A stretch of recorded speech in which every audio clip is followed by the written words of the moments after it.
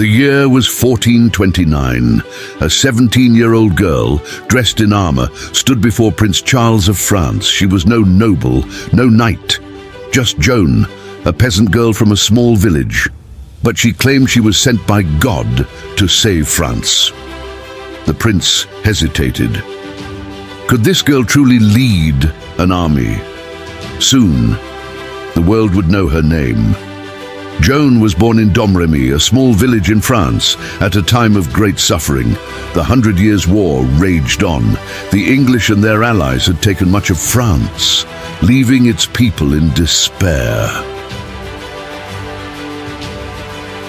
Joan, a simple farm girl, grew up hearing stories of war and loss, but she believed she was meant to change that.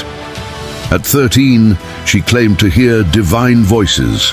They told her to help France reclaim its land and crown its rightful king.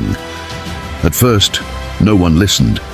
After all, she was just a peasant girl. But Joan was determined. She convinced a local lord, then a general, and finally Prince Charles himself. Given a suit of armor and a white banner, Joan rode into battle at Orléans. The French army, weary and hopeless, looked to her. Against all odds, they won.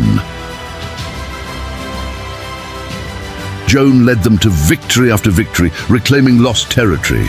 Even the English feared her, calling her the Maid of Orléans. But power attracts enemies. Joan was captured by the Burgundians, allies of England. They sold her to the English, who accused her of witchcraft and heresy. For months, she stood trial, alone and unafraid. They tried to break her spirit, but she never wavered. When they sentenced her to death, she simply said, "I was sent by God, and I have done my duty." On May 30th, 1431, Joan was burned at the stake. She was just 19, but her story didn't end there. 25 years later, the same church that condemned her declared her innocent. Centuries later, she was named a saint.